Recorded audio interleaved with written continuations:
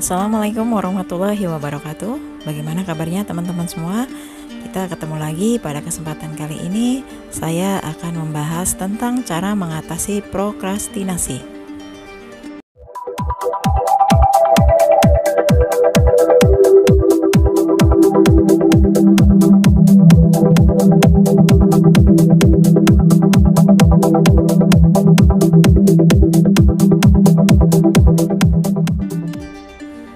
Baiklah teman-teman, sebelum kita bicara panjang lebar tentang prokrastinasi, kita akan melihat terlebih dahulu pengertian dari prokrastinasi. Prokrastinasi memiliki beberapa arti. Yang pertama, prokrastinasi adalah setiap perbuatan untuk menunda mengerjakan tugas tanpa mempermasalahkan tujuan dan alasan penundaan. Kemudian yang kedua, prokrastinasi diartikan sebagai suatu pola perilaku atau kebiasaan yang mengarah kepada trait dan penundaan yang dilakukan sudah merupakan respon yang menetap seseorang dalam menghadapi tugas dan biasanya disertai dengan keyakinan yang irasional. Arti yang ketiga yaitu prokrastinasi sebagai suatu trait kepribadian, tidak hanya perilaku menunda tetapi melibatkan struktur mental yang saling terkait. Dari beberapa pengertian tadi, kita bisa ambil kesimpulan bahwa prokrastinasi adalah menunda dengan sengaja kegiatan yang diinginkan walaupun mengetahui bahwa penundaannya dapat menghasilkan dampak yang buruk. Orang yang melakukan prokrastinasi disebut sebagai prokrastinator. Sedangkan indikator-indikator prokrastinasi sebagai berikut. Yang pertama, penundaan untuk memulai menyelesaikan tugas yang dihadapi. Kemudian yang kedua, adanya keterlambatan dalam menyelesaikan tugas karena melakukan hal-hal lain yang tidak dibutuhkan atau tidak penting. Kemudian yang ketiga, kesenjangan waktu antara rencana yang ditetapkan dan kinerja aktual. Kemudian yang selanjutnya yaitu melakukan aktivitas lain yang lebih menyenangkan daripada tugas yang harus dikerjakan, seperti misalnya mengobrol, nonton, mendengarkan musik, dan jalan-jalan. Selanjutnya kita akan membahas tentang apa saja penyebab prokrastinasi. Prokrastinasi terjadi bukan karena kita malas, tetapi lebih kepada pola pikir kita. Karena itu sumbernya bermacam-macam. Untuk setiap sumber yang ada cara yang bisa kita gunakan untuk menangkal kebiasaan menunda-nunda pekerjaan. Apa saja penyebabnya? Nah, ini dia.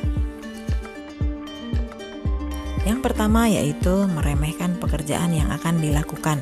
Seringkali kita meremehkan waktu yang dibutuhkan untuk melakukan suatu pekerjaan dan cenderung menunda pekerjaan tersebut karena merasa bahwa pekerjaan yang akan dilakukan bisa diselesaikan dengan cepat. Padahal, pekerjaan yang harus dilakukan ternyata cukup sulit dan memerlukan waktu yang lama untuk diselesaikan. Untuk mengatasi menunda pekerjaan, kita bisa memulai pekerjaan lebih awal. Ketika pekerjaan selesai, berikan hadiah untuk diri kita sendiri karena telah berhasil menyelesaikan pekerjaan lebih awal. Kemudian yang kedua yaitu menunggu hingga kondisi yang tepat. Selain meremehkan pekerjaan yang perlu dilakukan, prokrastinasi selalu dibenarkan karena kita merasa bahwa saat sekarang belum ideal untuk melakukan pekerjaan yang perlu dilakukan. Sebenarnya tidak ada kondisi ideal yang sesuai untuk melakukan pekerjaan kita.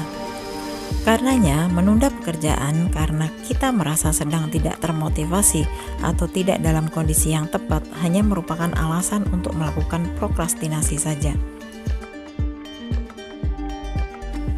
Yang selanjutnya yaitu tidak percaya diri. Rasa tidak percaya diri dapat berpengaruh pada prokrastinasi. Kita tidak percaya diri karena merasa kurang mampu menyelesaikan tugas sehingga akhirnya menunda pekerjaan karena khawatir tidak bisa memberikan hasil yang memuaskan. Kita tidak perlu rendah diri. Bila kita merasa kesulitan dengan pekerjaan yang harus dilakukan, mintalah bantuan teman atau orang yang bisa memberikan kita dukungan dan saran untuk pekerjaan yang perlu dilakukan. Selanjutnya, merasa pekerjaan sulit dilakukan. Prokrastinasi dapat terjadi karena kita merasa bahwa pekerjaan yang dilakukan sangat sulit. Kita akhirnya menunda pekerjaan tersebut dan malah melakukan pekerjaan lain yang memiliki batas waktu yang lebih lama. Jika kita merasa pekerjaan tersebut lebih sulit dari yang lain, dan membuat kita tidak nyaman, jadikan pekerjaan tersebut sebagai tantangan yang harus diselesaikan untuk menjadi lebih baik. Berikutnya, belajar dari orang lain. Jangan salah, prokrastinasi adalah perilaku yang bisa dicontoh dari orang lain. Kita bisa saja mempelajari tindakan menunda pekerjaan dari orang lain dan merasa bahwa kebiasaan tersebut adalah sesuatu yang akan membuat kita terlihat keren dan disegani orang-orang. Terkadang perilaku prokrastinasi dapat diikuti dari sosok saudara ataupun orang tua yang terlihat tidak memperdulikan apapun. Namun, kita harus ingat bahwa menunda pekerjaan dapat memberikan berbagai konsekuensi negatif bagi kita. Faktanya, tidak semua hal akan berujung negatif. Kita hanya perlu mengubah pola pikir kita dan yakinkan diri kita bahwa tidak semua hal akan berujung negatif. Yang selanjutnya yaitu lebih fokus ke masa sekarang. Jika kita adalah tipe orang yang lebih fokus ke masa sekarang, terkadang kita mungkin lupa untuk mempertimbangkan konsekuensi atau pencapaian yang bisa didapatkan di masa yang akan datang. Kita perlu mengingat bahwa hal menyenangkan seperti prokrastinasi justru akan memberikan kita konsekuensi buruk nantinya. Yang ketujuh, terlalu perfeksionis. Segala sesuatu yang berlebihan tidaklah baik. Begitupun juga dengan sikap terlalu perfeksionis. Keyakinan pada semuanya harus sempurna membuat kita memberikan standar yang terlalu tinggi untuk dicapai. Pada akhirnya kita akan melakukan prokrastinasi karena standar tinggi yang kita tetapkan sendiri.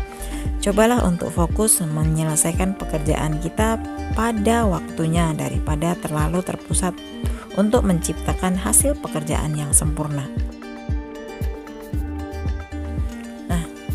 Berikut ini adalah cara mengatasi prokrastinasi. Yang pertama, memotivasi diri sendiri dengan menentukan tujuan. Kemudian yang kedua, menentukan sendiri target waktu menyelesaikan tugas. Yang ketiga, mengusahakan untuk menyediakan waktu khusus setiap hari untuk mengerjakan tugas secara konsisten. Yang selanjutnya, mematikan koneksi internet saat mengerjakan tugas. Yang selanjutnya, yakin atas kemampuan diri sendiri dan hasil tugas yang dikerjakan.